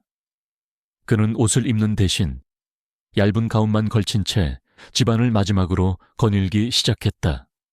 이것은 의식과도 같은 작별의 순례였다. 그는 가장 먼저 정원으로 나갔다. 축축한 흙냄새와 풀냄새가 그의 폐부 깊숙이 스며들었다. 그는 아들과 함께 심었던 감나무의 거친 표면을 가만히 쓸어보았다. 한때는 그의 허리춤에도 오지 않던 작은 묘목이 이제는 하늘을 찌를 듯한 거목이 되어 있었다. 나무는 죄가 없었다. 세월은 죄가 없었다. 죄가 있는 것은 그 세월 속에서 변해버린 인간의 마음뿐이었다. 거실로 들어선 그는 아내가 앉던 낡은 가죽 안락의자의 몸을 묻었다. 의자는 여전히 그녀의 온기를 품고 있는 듯 그의 몸을 부드럽게 감쌌다. 눈을 감자 소파에 나란히 앉아 텔레비전을 보며 웃던 젊은 날의 풍경이 갓 걸음마를 뗀 민혁이 집안을 아장아장 걸어 다니던 모습이 파노라마처럼 스쳐 지나갔다. 행복했던 시절의 기억은 이제 날카로운 유리 조각이 되어 그의 심장을 저몄다. 그는 이 기억들을 모두 이 집에 남겨두고 떠나야 했다. 아니, 이 기억들로부터 도망쳐야 했다. 마지막으로 그는 민혁의 어릴 적 방으로 들어갔다. 지금은 창고처럼 변해버렸지만 벽에는 키를 재던 희미한 연필 자국과 어릴 적 민혁이 그려붙인 삐뚤빼뚤한 그림이 그대로 남아있었다. 그는 벽에 기댄 낡은 상자를 열었다. 그 안에는 아들이 어릴 때 가지고 놀던 장난감들이 들어있었다. 그 중에서 그는 작고 낡은 나무 새 조각 하나를 꺼내 들었다. 그가 직접 칼로 깎아 만들어준 민혁이 가장 아끼던 장난감이었다. 그는 나무새를 가만히 자신의 주머니에 넣었다. 아들의 잃어버린 순수함에 대한 마지막 장례식이었다. 순례를 마친 그는 자신의 방으로 돌아와 작은 여행 가방 하나를 꺼냈다. 그는 옷 몇 벌과 세면 도구, 그리고 가장 중요한 몇 가지만을 챙겼다. 아내와 함께 찍은 낡은 흑백 사진, 평생을 함께한 낡은 티자와 제도용 만년필, 그리고 방금 전 아들의 방에서 가져온 작은 나무새. 그의 남은 인생에 필요한 것은 이것이 전부였다. 며느리가 사들인 화려한 가구들, 아들이 무신경하게 던져놓은 물건들, 그들이 이 집에 남긴 모든 흔적들을 그는 그대로 남겨두었다. 그것은 그가 보내는 마지막 무언의 메시지였다. 너희들이 탐냈던 것은 이런 것들이었지. 결코 이 집의 영혼이 아니었다라는 최인수의 법률사무소는 강남의 초고층 빌딩에 위치해 있었다. 거대하고 차가운 유리와 강철로 이루어진 건물은 진우 씨가 평생을 바쳐 지은 따뜻한 벽돌집과는 모든 것이 달랐다. 사무실 안은 모든 것이 질서정연하고 기능적이었다. 어떠한 감상도 허락하지 않는, 오직 법과 논리만이 지배하는 공간이었다. 회의실에는 최인수와 노 교수 부부가 먼저 와서 그를 기다리고 있었다. 그들의 표정은 정중하고 진지했다. 시끄러운 부동산 거래 현장에서 흔히 볼 수 있는 흥분이나 탐욕은 찾아볼 수 없었다. 모두가 이 거래의 무게를 이해하고 있었다. 최인수는 능숙하게 절차를 진행했다. 그는 가장 먼저 작은 비디오 카메라에 녹화 버튼을 눌렀다. 지금부터 박진우 선생님의 주택 매매 계약 절차를 시작하겠습니다. 본 영상은 박진우 선생님께서 온전한 정신과 자유의지로 본 계약에 임하심을 증명하기 위한 자료로 남길 것입니다. 그는 진우 씨를 향해 몇 가지 질문을 던졌다. 이름과 주소, 주민등록번호를 확인하고 매매하려는 주택이 본인 소유가 맞는지, 그리고 누구의 강요나 협박 없이 자발적으로 집을 팔 의사가 있는지 재차 확인했다. 진우 씨는 또박또박 흔들림 없는 목소리로 모든 질문에 예, 맞습니다 라고 대답했다. 마침내 그의 앞에 두툼한 계약서 뭉치가 놓였다. 최인수가 계약서의 주요 조항들을 하나하나 짚어가며 설명했지만 진우 씨의 귀에는 아무것도 들리지 않았다. 그의 눈은 오직 매도인 칸에 적힌 자신의 이름과 그 옆에 텅 빈 서명란에 고정되어 있었다. 형님, 서명하시면 됩니다. 최인수의 말에 그는 펜을 집어들었다. 묵직한 만년필의 감촉, 평생 수만 장의 설계도 위에 선을 긋고 자신의 이름을 서명했던 바로 그 손이었다. 하지만 지금 그의 손은 미세하게 떨리고 있었다. 펜 끝이 종이에 닿기 직전, 찰나의 순간 그의 일생이 주마등처럼 스쳐 지나갔다. 아내와 함께 집에 기공식을 하던 날의 환한 웃음, 어린 아들을 무등 태우고 정원을 거닐던 오후의 햇살, 며느리와 손자를 처음으로 맞이하던 날의 어색한 기쁨, 그리고 식탁에 홀로 앉아 식은 밥을 삼키던 수많은 밤들. 그는 고개를 들어 맞은편에 앉은 노교수 부부를 보았다. 그들의 눈에는 이 집을 소유하게 된 기쁨과 함께 한 노인의 역사를 물려받는 것에 대한 진심 어린 존중이 담겨 있었다. 그 눈빛을 보는 순간 진우 씨의 망설임은 사라졌다. 그의 손이 움직였다. 사각, 사각, 펜촉이 종이를 스치는 소리가 회의실의 정적을 갈랐다. 박진우 세 글자가 힘있게 새겨졌다. 그것은 단순한 서명이 아니었다. 과거와의 결별 선언이었고 족쇄로부터의 해방 선언이었으며 자기 자신을 지키기 위한 마지막 투쟁의 증표였다. 서명이 끝나자마자 노 교수는 즉시 자신의 스마트폰으로 약속된 금액 전액을 송금했다. 잠시 후 최인수가 그에게 건넨 새로운 휴대폰에서 짧은 알림음이 울렸다. 입금이 완료되었다는 메시지였다. 모든 것이 끝났다. 이제 그 집은 더 이상 그의 것이 아니었다. 노 교수가 자리에서 일어나 진우 씨에게 다가와 깊이 허리를 숙였다. 선생님, 평생을 바쳐 가꾸신 소중한 공간을 저희에게 물려주셔서 진심으로 감사합니다. 저희가 그 뜻을 이어 잘 보살피겠습니다. 진우 씨는 말없이 그의 손을 잡고 가볍게 흔들어 주었다. 그는 새로운 주인에게 마지막 인수인계를 했다. 동쪽 담벼락의 장미는 겨울에 특히 신경 써서 돌봐주셔야 합니다. 제 아내가 가장 아끼던 꽃이라서요. 사무실을 나와 최인수는 그를 복도 끝까지 배웅했다. 그는 진우 씨의 손에 새로운 신분증과 은행 카드, 그리고 비상금으로 쓸 두툼한 현금 봉투를 쥐어주었다. 형님, 이제부터 형님은 박진우가 아닌 박서준입니다. 제가 법적으로 처리할 수 있는 모든 것을 해두었습니다. 이 전화기는 절대 아는 사람에게 알려주시면 안 됩니다. 이제 아무도 형님을 찾지 못할 겁니다. 부디 남은 여생 평안하십시오. 두 친구는 말없이 서로를 끌어안았다. 수십 년의 우정이 담긴 뜨거운 포옹이었다. 최인수와 헤어진 진우 씨는 1층 로비로 내려와 거대한 유리문 밖으로 나섰다. 눈부신 서울의 햇살이 그의 얼굴 위로 쏟아졌다. 그는 택시를 잡지 않았다. 대신 천천히 걸어 가장 가까운 버스 정류장으로 향했다. 그는 화려한 도시를 떠나 소박하고 이름 없는 곳으로 가고 싶었다. 얼마 후 그는 서울 고속버스터미널에 도착했다. 행선지 안내판 앞에서 그는 잠시 망설였다. 그러다 한쪽 구석에 적힌 강릉이라는 두 글자를 발견했다. 아내와 함께 언젠가 한번 가보자고 약속했지만 끝내 지키지 못했던 약속의 장소였다.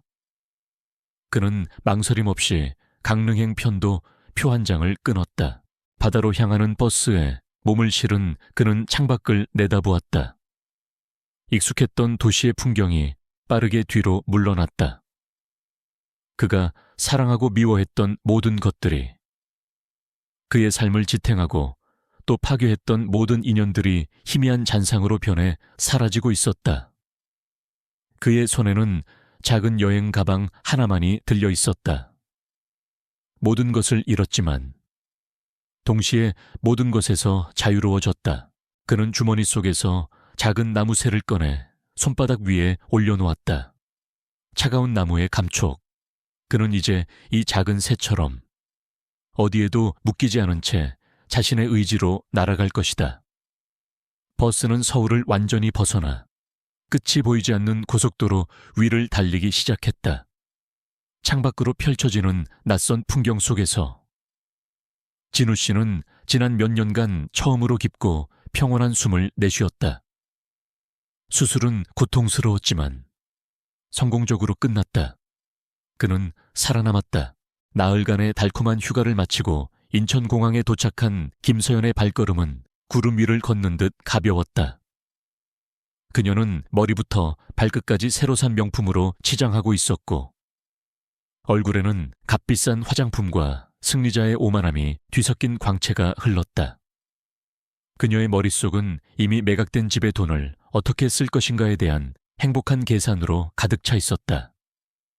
강남의 최고급 주상복합 아파트, 지훈이를 위한 최고급 유학 프로그램, 그리고 다음번에는 유럽으로 떠날 휴가 계획까지 주차장에서 기다리고 있던 남편 민혁의 채 올라타면서 그녀는 보란듯이 쇼핑백들을 뒷좌석에 던졌다. 아휴, 피곤해 죽겠네. 그래도 역시 돈 쓰는 게 제일 스트레스 풀린다니까. 당신은 집 잘 보고 있었어. 아버님은 별 말씀 없으셨고 그녀는 마치 감옥을 잘 지키고 있었냐고 묻는 간수처럼 물었다. 민혁은 아내의 화려한 모습과 자신의 초라한 현실을 비교하며 애써 웃어 보였다. 응, 별일 없으셨어. 그냥 평소처럼 조용히 계셨지. 그는 차마 아버지의 눈을 제대로 마주치지 못했던 지난 며칠간의 불편한 침묵을 평소처럼이라는 단어로 뭉뚱그렸다. 서연은 만족스러운 듯 고개를 끄덕였다. 그럼 됐어.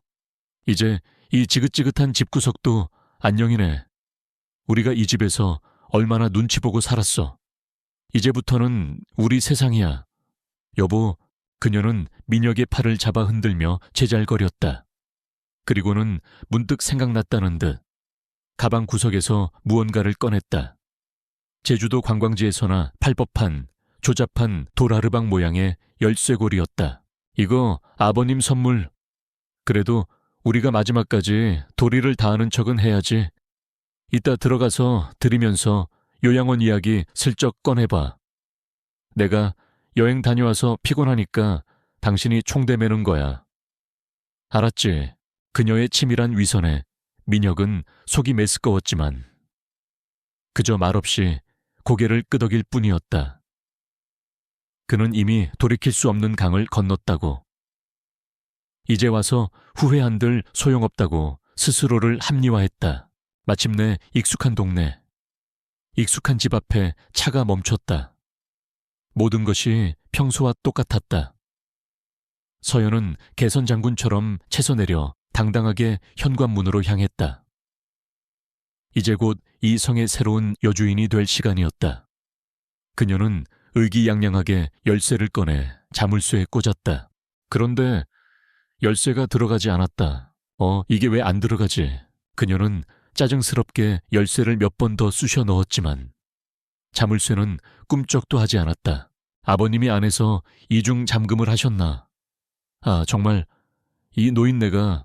그녀는 신경질적으로 문을 두드리기 시작했다. 처음에는 가볍게, 하지만 안에서 아무 반응이 없자 점점 더 거칠게 문을 두드렸다. 아버님, 저 왔어요. 문 좀 열어보세요. 그때였다. 덜컥 하는 소리와 함께 문이 열렸다. 하지만 문을 연 사람은 박진우 씨가 아니었다. 곱게 나이를 먹은 낯선 중년의 여인이었다. 노 교수의 아내였다. 서연은 순간 당황했다. 누구세요? 아버님 간병인이라도 새로 들이셨어요. 여인은 온화하지만 단호한 표정으로 대답했다. 글쎄요. 누구를 찾으시는지 모르겠지만 이 집에는 저희 부부밖에 살지 않습니다만. 네, 그게 무슨 소리예요? 여긴 우리 집이라고요. 당신 누구냐고. 서연의 목소리가 날카롭게 올라갔다.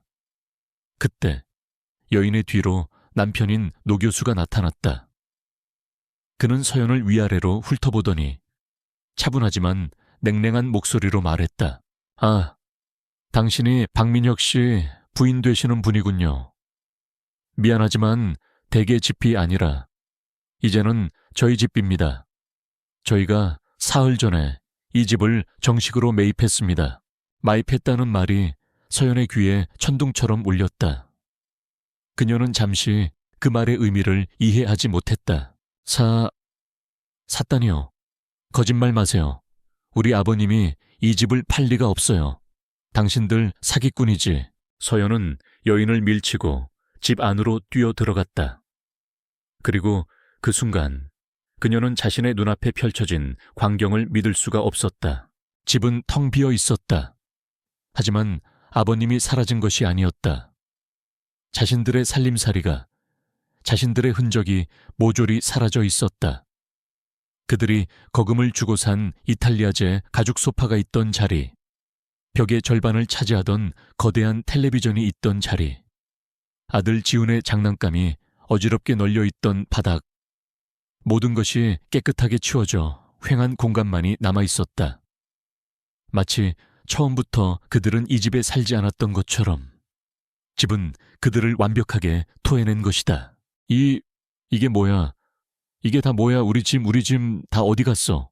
서연은 제정신이 아닌 사람처럼 소리를 질렀다.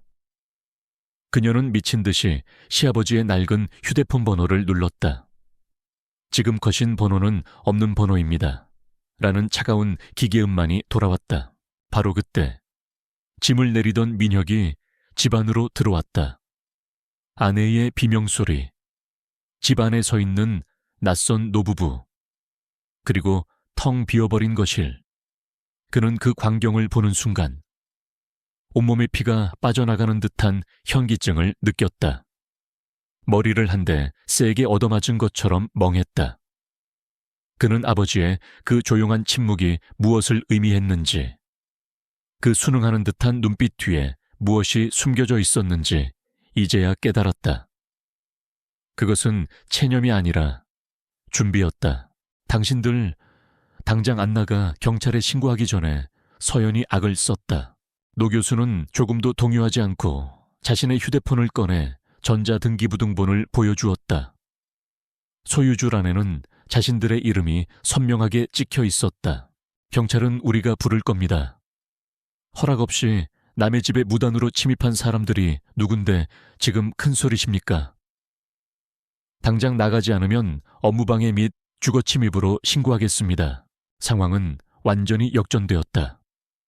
그들은 더 이상 집주인의 아들 내외가 아니었다. 자신들이 차지하려 했던 바로 그 집에서 이제는 불법 침입자가 되어버린 것이다. 결국 그들은 쫓겨나듯 집 밖으로 밀려났다. 여행 가방과 화려한 쇼핑백들이 그들의 처참한 모습과 대조를 이루며 길게 나뒹굴었다. 서연은 길바닥에 주저앉아 분노와 좌절감에 울부짖었다. 그것은 슬픔의 눈물이 아니었다. 손에 넣었다고 생각했던 거액의 돈과 꿈이 한순간에 사라진 것에 대한 탐욕이 좌절된 자의 비명이었다. 민혁은 넋이 나간 사람처럼 서 있었다. 그는 미친 듯이 아버지를 찾기 시작했다. 아버지의 옛 친구들. 혹시나 연락이 닿을까 싶어 전화를 돌렸지만 모두들 아는 바가 없다고 했다. 경찰에 실종 신고를 하려 했지만 성인이 스스로 거처를 옮긴 것을 사건으로 접수해 줄 수는 없다는 답변만 돌아왔다. 그때 그의 뇌리를 스치는 이름이 있었다. 최인수. 아버지가 젊었을 때 가끔 언급했던 변호사 친구의 이름.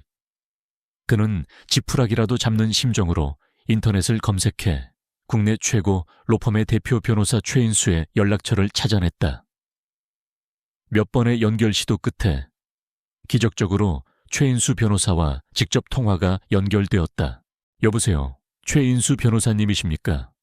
저는 박진우 씨 아들 박민혁이라고 합니다. 수화기 너머로 들려오는 최인수의 목소리는 얼음장처럼 차가웠다. 알고 있습니다. 무슨 일로 전화하셨습니까? 저희 아버지가 집을... 이게 어떻게 된 일입니까? 박진우 선생님께서는 본인의 확고한 의지에 따라 합법적인 절차를 거쳐 주택을 매도하셨습니다. 매매 과정에는 한치의 법적 문제도 없었습니다. 그럴 리가 없습니다. 아버지는 그럴 뿐이 아니세요. 변호사님이 아버지를 꼬드긴 거죠. 박민혁 씨, 최인수의 목소리가 낮고 엄중하게 그의 말을 끊었다. 당신 아버님께서는 당신들이 어떤 계획을 세웠는지 모두 알고 계셨습니다. 그리고 더 이상 당신들과 함께 살 수 없다는 판단을 내리셨을 뿐입니다. 아, 그리고 한 가지 더 알려드릴 게 있군요. 대개 살림살이는 현재 경기도 광주의 한 창고에 보관되어 있습니다. 주소는 문자로 보내드리겠습니다. 보관료는 오늘부터 당신 앞으로 청구될 겁니다. 그리고 아버님께서는 앞으로 그 어떤 연락도 원치 않으신다고 분명히 전해달라고 하셨습니다. 다시는 이 번호로 전화하지 마십시오. 뚝. 전화는 일방적으로 끊어졌다. 민혁의 손에서 스마트폰이 힘없이 떨어졌다. 모든 것이 끝났다. 아버지는 모든 것을 알고 계셨다.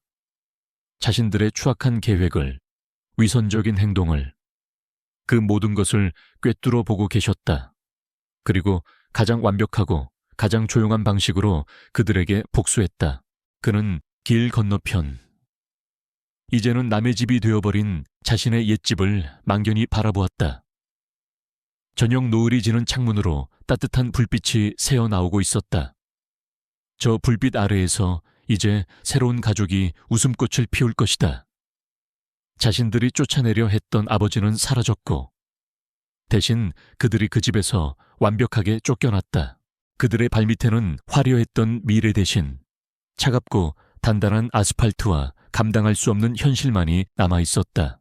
해가 지고 거리가 어둠에 잠기자 박민혁과 김서연은 자신들이 갈 곳 없는 신세가 되었다는 냉혹한 현실과 마주해야 했다.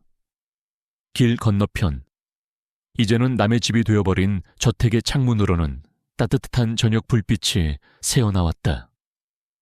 그 불빛은 마치 그들의 비참한 처지를 조롱하는 듯했다. 그들은 더 이상 그곳에 머물 수 없었다. 행인들의 호기심, 어린 시선이 창피해서라도 그 자리를 떠야만 했다. 결국 그들이 향한 곳은 동네 구석에 위치한 불빛마저 희미한 낡은 모텔이었다. 며칠 전까지만 해도 제주도의 5성급 호텔 스위트룸에서 샴페인을 터뜨리던 서연에게 소독약 냄새와 곰팡내 섞인 이 공간은 지옥과도 같았다. 삐걱거리는 침대, 얼룩진 시트, 깜박거리는 형광등, 그들의 추락한 현실이 그 방의 모든 것에 오롯이 담겨 있었다. 방문이 닫히자마자 억눌려 있던 서연의 분노가 폭발했다. 이게 다 당신 때문이야. 당신만 유능했어도, 당신만 아버지 재산이라도 제대로 지켰어도 우리가 이딴 시궁창 같은 데서 잠을 잘 일은 없었을 거 아니야. 그녀는 손에 잡히는 대로 베개를 집어던지며 악을 썼다. 며칠간 애써 유지해온 교양 있는 아내의 가면이 산산조각 났다. 민혁 역시 더 이상 그녀의 히스테리를 받아줄 힘이 없었다. 지치고 절망적인 그의 입에서도 날카로운 가시가 돋아났다. 나 때문이라고 당신 욕심만 아니었어도, 당신만 그렇게 아버지를 닥달하지 않았어도 일이 이 지경까지 되지는 않았어. 당신의 그 끝없는 사치와 허영이 우리를 망친 거라고. 뭐 허영, 내가 누구 때문에 이 고생을 했는데 다 당신 쥐꼬리만한 월급으로 남들만큼은 살게 해주려고 그런 거 아니야. 무능한 주제에 어디서 큰 소리야. 그들의 관계를 위태롭게 지탱해주던 돈과 집이라는 기둥이 무너지자 그 밑에 숨겨져 있던 추악한 본성이 여과 없이 드러났다. 그들은 서로를 탓하고 원망하고 저주했다. 한때는 사랑을 속삭였을지도 모를 그 입으로 서로의 심장을 핥히는 날카로운 말들만을 쏟아냈다. 그날 밤 낡은 모텔방에서는 부부의 처절한 싸움 소리가 밤새도록 이어졌다. 진정한 폭풍은 다음 날 아침부터 시작되었다. 민혁의 휴대폰이 쉬지 않고 울려댔다. 그를 지옥으로 몰아넣었던 사채업자들이었다. 마지막 경고를 날렸던 그들은 이제 한치의 자비도 없었다. 박민혁 씨, 약속 날짜가 지났는데 아직 소식이 없네. 우리가 언제까지 기다려줄 것 같아. 오늘 당장 해결 못하면 당신 회사뿐만 아니라 당신 아들놈 학교까지 찾아가는 수가 있어. 알지? 걸걸한 남자의 목소리는 그의 남은 희망마저 짓밟았다. 동시에 근처 편의점에서 커피라도 한 잔 사 마시려던 서연은 인생 최악의 굴욕을 맛보았다. 그녀가 내민 카드가 한도 초과로 거절당한 것이다. 점원의 경멸적인 시선 앞에서 그녀는 얼굴이 새빨개져서 도망치듯 편의점을 빠져나와야 했다. 그녀의 자존심을 지탱해주던 마지막 생명줄이 끊어진 순간이었다. 그들은 결국 최인수가 알려준 경기도 광주의 창고로 향했다. 거대하고 영혼 없는 컨테이너들이 즐비한 그곳에서 그들은 자신들의 살림살이와 마주했다. 뚜껑이 열린 컨테이너 박스 안에는 그들이 자랑스러워했던 고가의 가구들이 마치 쓰레기처럼 아무렇게나 쑤셔 박혀 있었다. 이탈리아제 소파에는 흠집이 나 있었고 값비싼 그림 액자는 한쪽 구석에 처박혀 있었다. 차갑고 어두운 소의 상자 안에서 그들의 허영은 초라하고 값싼 폐기물처럼 보였다. 그리고 그들 앞으로는 첫 달치 보관료 청구서가 날아들었다. 그들은 이제 자신들의 물건을 보관할 돈조차 없다는 사실을 깨달았다. 궁지에 몰린 서연은 마지막 발악을 했다. 소송해. 당장 소송하자고 아버님이 노망나서 사기당한 거라고 주장하는 거야. 그 최인수라는 변호사가 아버님을 속인 게 틀림없어. 그들은 수소문 끝에 승소 사례금만 밝히는 듯한 다소 평판이 좋지 않은 변호사 사무실을 찾아갔다. 처음에는 변호사도 거액의 재산이 걸린 사건이라는 말에 눈을 빛냈다. 노인성 치매나 정신적 문제를 입증하면 승산이 있습니다. 라며 희망을 불어넣었다. 하지만 그 희망은 며칠 만에 산산조각 났다. 그들의 변호사가 최인수의 로펌으로 내용 증명을 보내자 돌아온 것은 철옹성과도 같은 반박 자료들이었다. 그들이 상상했던 것 이상으로 최인수는 치밀했다. 반박 자료에는 계약 당시 촬영된 고화질의 영상 파일이 첨부되어 있었다. 영상 속에서 진우 씨는 너무나도 또렷한 목소리로 자신의 의지를 밝히고 있었다. 거기에 더해 계약 바로 전날 발급된 박진우 씨는 어떠한 인지 능력, 저하나 정신적 문제도 없음을 증명하는 대학병원의 공식 진단서, 그리고 만약 소송을 계속할 경우 명예훼손 및 무고죄로 역소송을 진행할 것이라는 서술, 퍼런 경고장까지 포함되어 있었다. 그들의 변호사는 자료를 검토한 후 질렸다는 듯이 두 손을 들었다. 포기하십시오. 이건 계란으로 바위치기입니다. 상대방은 법으로 세운 요새입니다. 괜히 계속했다가는 소송비만 날리고 저쪽 로펌에서 청구하는 손해배상금까지 물어주게 생겼습니다. 운이 좋다고 생각하십시오. 그것으로 법적 투쟁의 길마저 완전히 막혀버렸다. 이제 그들에게 남은 것은 아무것도 없었다. 돈이 떨어지자 그들이 속해 있던 화려한 세계는 신기루처럼 사라졌다. 서연이 매일같이 통화하던 친구들은 그녀의 전화번호를 수신 차단했다. 그녀의 불행은 그들에게 최고의 가십거리가 되었지만 누구 하나 손을 내밀어 주지는 않았다. 민영 역시 회사에서 쫓겨나다시피 퇴사해야 했다. 그의 평판은 바닥에 떨어졌고 재취업은 하늘의 별 따기였다. 결국 그들은 서연의 친정으로 기어들어 갈 수밖에 없었다. 장인과 장모는 사위를 집안의 수치로 여겼고 딸의 어리석음을 매일같이 질책했다. 넓은 거실과 방 3개짜리 집에서 살던 그들은 이제 창고방 하나에 세 식구가 칼잠을 자야 하는 신세가 되었다. 아들 지우는 좁아진 집과 부모의 계속되는 싸움에 짜증을 냈고 아이의 불평은 다시 부부싸움의 불씨가 되었다. 어느 날 밤 민혁과 서연은 작은 창고방에서 말없이 컵라면으로 저녁을 때우고 있었다. 예전 같으면 거실에서 와인을 마시며 외식을 고민하고 있었을 시간이었다. 하지만 이제 그들에게 남은 것은 뜨거운 김이 피어오르는 초라한 플라스틱 용기뿐이었다. 정적을 깬 것은 서연이었다. 그녀의 목소리에는 이제 분노 대신 깊은 피로와 체념이 묻어 있었다. 이제 우리 어떡하지?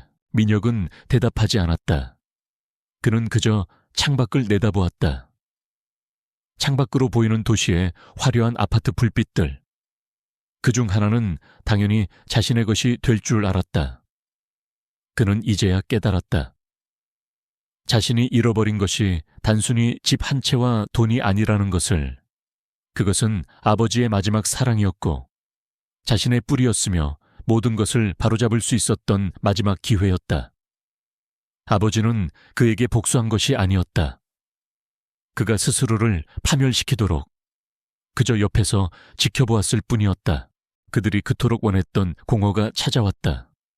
아버지가 사라진 텅 빈 집이 아닌 자신들의 인생 자체가 텅 비어버린 끝을 알 수 없는 공허였다. 폭풍은 모든 것을 휩쓸고 지나갔다. 그리고 그 폐허 위에는 2명의 길 잃은 영혼만이 망연자실하게 앉아있을 뿐이었다. 서울의 하늘 아래에서 한 가족이 절망의 폭풍에 휩쓸려가는 동안 동해의 작은 도시 강릉에서는 새로운 하루가 조용히 시작되고 있었다. 부서지는 파도 소리가 자명종처럼 울리는 작고 깨끗한 오피스텔. 박진우. 아니 이제는 박서준이라는 새 이름으로 살아가는 그는 침대에서 일어나 가장 먼저 창문을 활짝 열었다. 비릿하면서도 상쾌한 바다 내음이 소금기 섞인 아침 공기와 함께 방 안가득 밀려 들어왔다. 그가 서울을 떠나 이곳에 정착한 지 벌써 3달이 지나고 있었다. 그가 가진 돈으로 강남의 번듯한 아파트 한 채를 살 수도 있었지만 그는 그러지 않았다. 대신 그는 모든 과거를 등지고 아내와 함께 언젠가 와보자고 약속했던 이 바닷가 도시에 자신의 마지막 보금자리를 마련했다. 오피스텔은 넓지 않았지만 그의 남은 생을 담기에는 충분했다.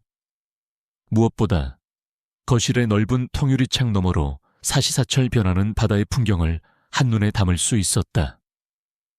그에게는 그 어떤 비싼 그림보다 값진 풍경이었다. 그의 새로운 삶은 단순하고 규칙적이었다. 그는 더 이상 누군가의 눈치를 보거나 식은 밥을 먹으며 소름을 삼킬 필요가 없었다. 아침에 일어나면 직접 원두를 갈아 커피를 내리고 갓 구운 토스트와 함께 느긋하게 신문을 읽었다. 서울에서처럼 숨막히는 긴장감은 없었다.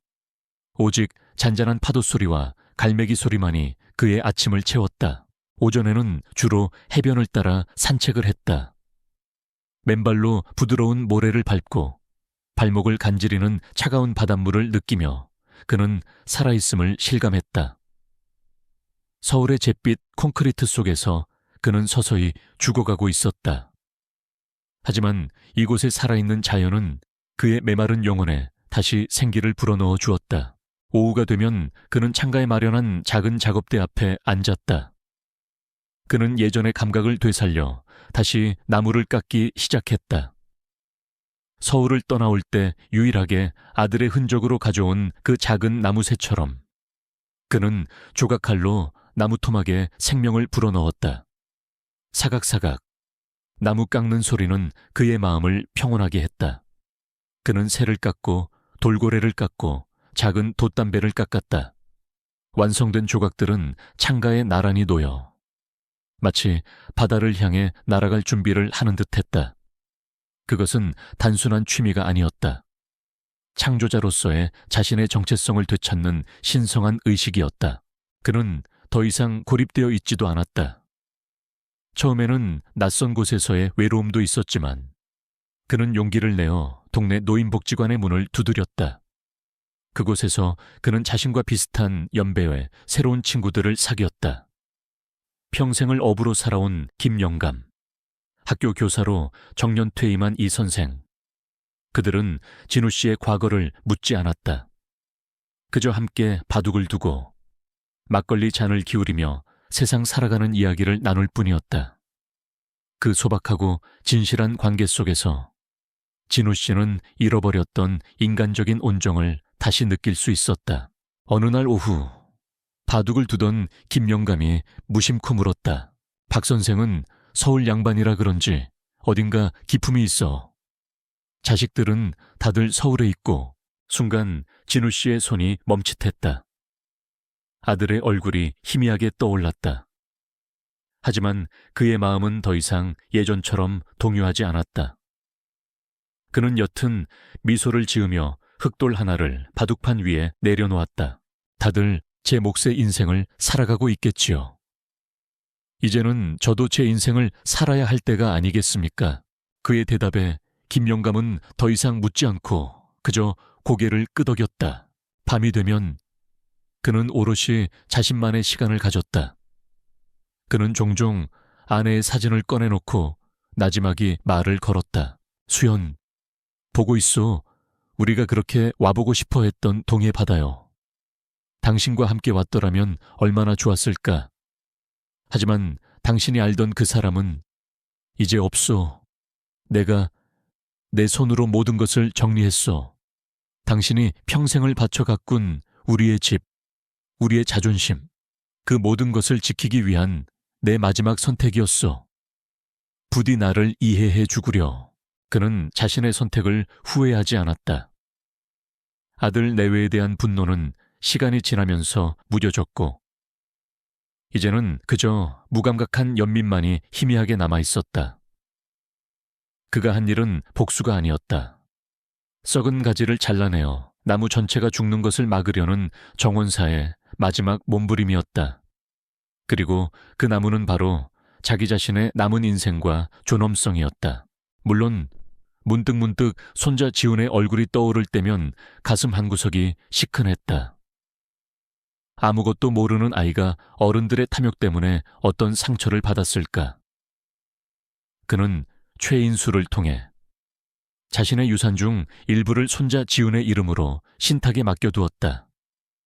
부모의 동의 없이 지훈이 20살 성인이 되었을 때 오롯이 자신의 학업과 미래를 위해서만 쓸 수 있도록 그것은 할아버지로서 그 아이에게 해줄 수 있는 마지막 책임이자 희미하게 남은 사랑의 증표였다. 아들 내외에게는 단 한 푼도 돌아가지 않을 것이었다. 그것은 그가 내리는 마지막 심판이었다. 그는 최인수가 관리해주는 투자 수익금으로 검소하지만 품이 있는 생활을 유지했다. 그는 돈을 흥청망청 쓰지 않았다.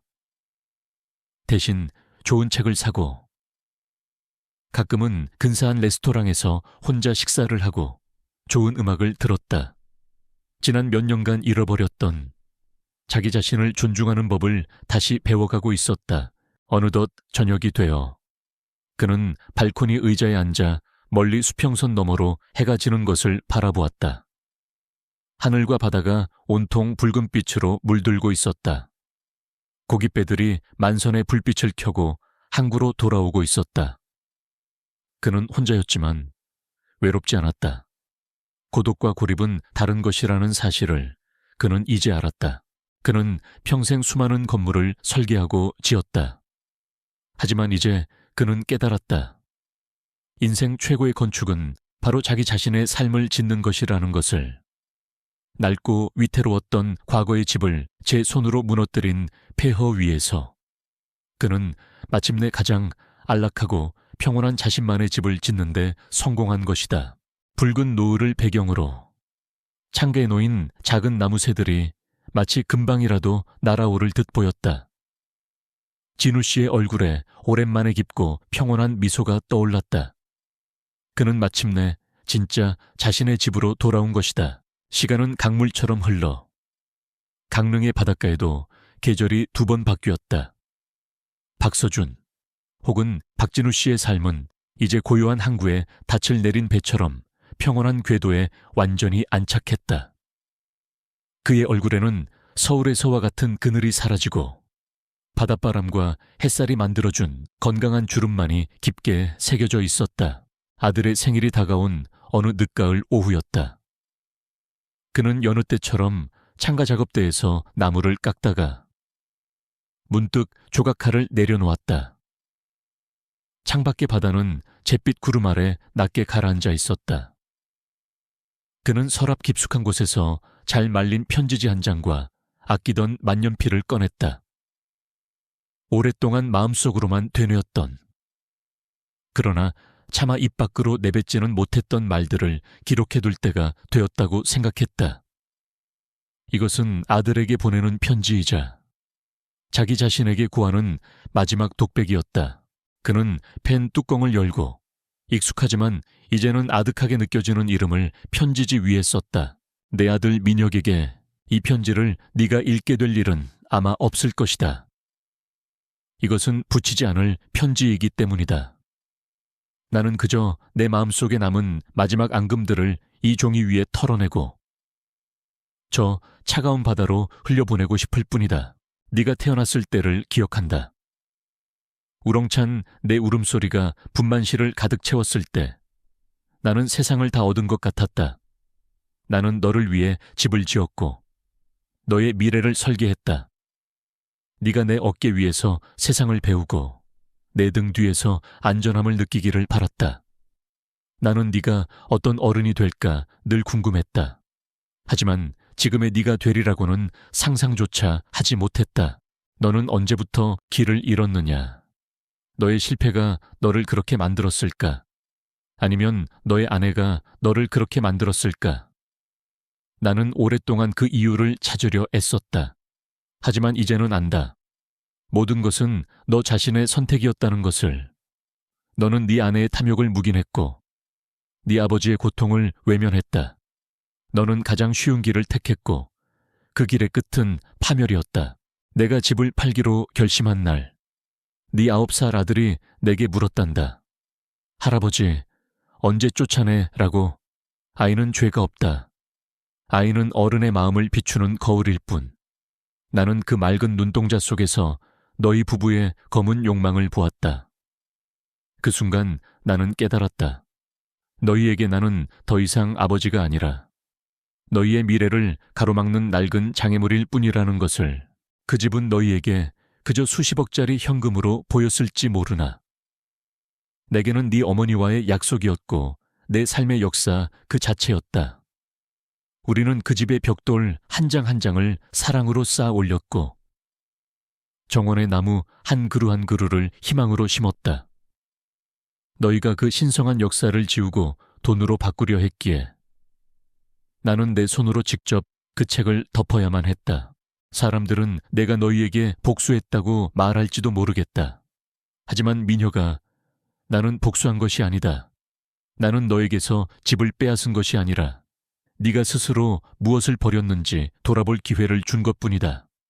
진정한 유산은 땅이나 건물이 아니라 가족이라는 이름 아래 서로를 존중하고 보살피는 마음이라는 것을. 나는 네가 그 잿더미 위에서라도 깨닫기를 바랐다. 그것이 내가 너에게 줄 수 있는 마지막 가르침이었다. 이제 나는 너를 용서하지도 원망하지도 않는다. 그저 내 길을 갈 뿐이다. 너 또한 너의 선택이 이끈 길을 묵묵히 걸어가야 할 것이다. 네가 지고 가야 할 삶의 무게가 얼마나 될지는 나도 모른다. 부디 그 무게 아래서 너 자신이 누구였는지, 그리고 무엇을 잃었는지 언젠가는 깨닫게 되기를 멀리서 바랄 뿐이다. 더 이상 아버지라고 쓰지 않겠다. 그 이름의 무게를 이제는 내려놓고 싶다. 박진우, 그는 만년필을 내려놓았다. 편지를 다 쓰고 나자 그의 마음은 놀랍도록 평온해졌다. 그는 편지를 곱게 접어 봉투에 넣었다. 겉봉에는 박민혁 귀하라고 썼다. 하지만 그는 우표를 붙이거나 주소를 쓰지 않았다. 대신 봉투를 자신의 유서와 함께 낡은 서류함 가장 깊숙한 곳에 넣었다. 그의 역할은 끝났다. 이제 아들의 남은 인생은 오롯이 아들의 몫이었다. 2년 후 서울의 한 변두리 다세대 주택 좁은 방 안에서 박민혁과 김서연이 말없이 저녁을 먹고 있었다. TV에서는 화려한 드라마가 방영되고 있었지만 두 사람 중 누구도 화면에 집중하지 않았다. 그들의 식탁은 컵라면과 단무지가 전부였다. 한때 최고급 레스토랑을 드나들던 그들의 모습은 어디에도 없었다. 민혁은 낮에는 택배 상하차 일을 하고 밤에는 대리운전을 했다. 그의 얼굴에는 만성적인 피로와 깊은 패배감이 새겨져 있었다. 서연 역시 동네 마트의 계산원으로 일했다. 화려했던 명품들은 모두 헐값에 처분한 지 오래였고 그녀의 손톱은 거칠어져 있었다. 그들의 대화는 오래전에 끊겼다. 한때는 서로를 물어뜯으며 싸웠지만 이제는 그럴 힘조차 남아있지 않았다. 그들은 서로의 얼굴에서 자신들의 실패를 확인할 뿐이었다. 그때 숙제를 하던 아들 지훈이 물었다. 아빠, 우리 이제 할아버지 안 봐. 민혁의 젓가락질이 멈칫했다. 서연의 얼굴이 순간 굳어졌다. 그 질문은 지난 2년간 그들 사이에서 암묵적인 금기어였다. 민혁은 아들에게 무엇라 대답해야 할지 몰랐다. 우리가 할아버지를 쫓아내려다. 우리가 쫓겨났단다.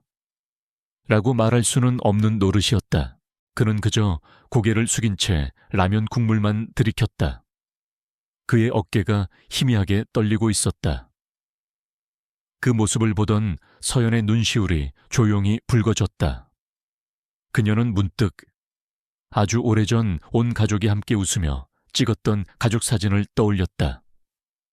시아버지의 너그러운 미소, 남편의 젊고 희망에 찼던 얼굴. 그 모든 것을 잃어버린 것은 바로 자기 자신들의 어리석은 탐욕 때문이었음을 그녀는 이제 너무나 아프게 깨닫고 있었다. 후회는 언제나 뒤늦게, 그리고 가장 비참한 모습으로 찾아오는 법이었다.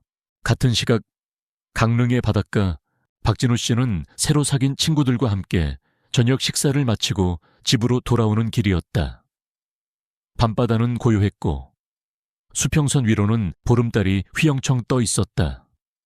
그는 집으로 들어가지 않고 잠시 백사장으로 내려가 바다를 바라보았다. 그는 이제 더 이상 과거에 얽매이지 않았다. 그는 자신의 선택으로 얻은 평화와 자유를 온전히 누리고 있었다. 그가 행한 통쾌한 복수의 완성은 아들 내외의 불행이 아니라 바로 자기 자신의 행복이었다.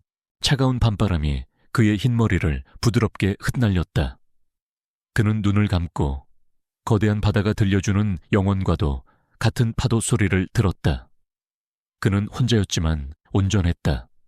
마침내 그는 자유로워졌다.